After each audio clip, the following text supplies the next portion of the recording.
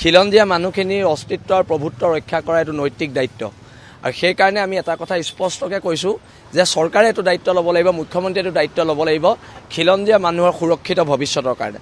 যিহেতু চৰকাৰ বিজেপিৰ আছে, যে চৰকাৰ বিজেপিৰ আছে, বিজেপিয়ে এইটো দায়িত্ব ল'ব লাগিব আৰু সেই কাৰণে আমি স্পষ্টভাৱে কৈ দিছোঁ, আমি ইয়াত মুখ্যমন্ত্ৰীৰ হস্তক্ষেপ বিচাৰিছোঁ আৰু তেল ডিপুটোৰ ক্ষেত্ৰত যিটো এক তদন্তৰ ঘোষণা কৰিছিলে, তদন্তৰ প্ৰতিবেদনটো নিদিয়াকৈ কেনেকৈ তেল ডিপুটো খুলিব সেইটো আমি প্ৰশ্ন কৰিছোঁ।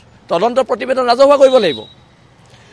দুই অনা অসমীয়া গোষ্ঠীয়ে কৈছে যে ইয়াত শংকৰজ্যোতি বৰুৱাৰ কোনো ধৰণৰ হাত নাই, মানে এইটো কমপ্লিট এটা ষড়যন্ত্ৰমূলক এটা ঘটনা আৰু সেইকাৰণে এই ঘটনাটো আমি এই দৃষ্টিৰে চাব লাগিব যে এই ঘটনাটোত এক শক্তিশালী লবি জড়িত হৈ আছে নেকি। অনা অসমীয়াৰ এজন অসমীয়া ল'ৰাক হেণ্ডকাপ লগাই যিহেতু আৰক্ষীয়ে জেলত ভৰাইছে, ইয়াৰ ওপৰতো এটা বিচাৰ হ'ব লাগে আৰু যিটো তদন্তৰ প্ৰতিবেদন তেল ডিপুটোৰ ওপৰত যি তদন্ত ঘোষণা কৰিছিলে অইল ইণ্ডিয়াই, তদন্তৰ প্ৰতিবেদন ৰাজহুৱা কৰিব লাগে।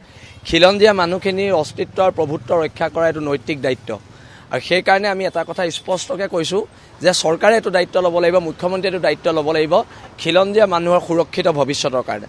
যিহেতু চৰকাৰ বিজেপিৰ আছে, যে চৰকাৰ বিজেপিৰ আছে, বিজেপিয়ে এইটো দায়িত্ব ল'ব লাগিব আৰু সেইকাৰণে আমি স্পষ্টভাৱে কৈ দিছোঁ, আমি ইয়াত মুখ্যমন্ত্ৰীৰ হস্তক্ষেপ বিচাৰিছোঁ আৰু তেল ডিপুটোৰ ক্ষেত্ৰত যিটো এক তদন্তৰ ঘোষণা কৰিছিলে, তদন্তৰ প্ৰতিবেদনটো নিদিয়াকৈ কেনেকৈ তেল ডিপুটো খুলিব সেইটো আমি প্ৰশ্ন কৰিছোঁ।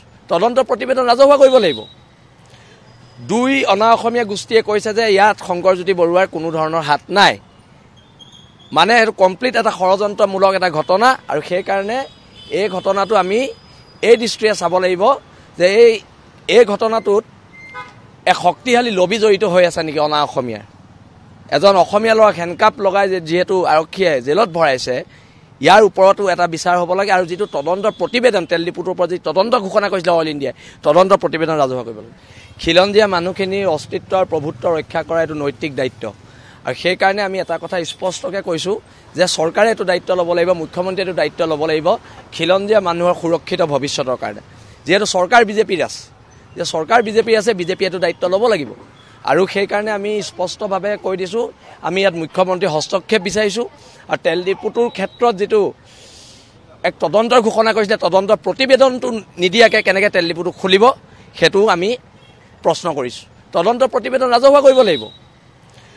দুই অনা অসমীয়া গোষ্ঠীয়ে কৈছে যে ইয়াত শংকৰজ্যোতি বৰুৱাৰ কোনো ধৰণৰ হাত নাই, মানে এইটো কমপ্লিট এটা ষড়যন্ত্ৰমূলক এটা ঘটনা আৰু সেইকাৰণে এই ঘটনাটো আমি এই দৃষ্টিৰে চাব লাগিব যে এই ঘটনাটোত এক শক্তিশালী লবি জড়িত হৈ আছে নেকি। অনা অসমীয়াৰ এজন অসমীয়া ল'ৰাক হেণ্ডকাপ লগাই যিহেতু আৰক্ষীয়ে জেলত ভৰাইছে, ইয়াৰ ওপৰতো এটা বিচাৰ হ'ব লাগে আৰু যিটো তদন্তৰ প্ৰতিবেদন তেল ডিপুটোৰ ওপৰত যি তদন্ত ঘোষণা কৰিছিলে অইল ইণ্ডিয়াই, তদন্তৰ প্ৰতিবেদন ৰাজহুৱা কৰিব লাগে।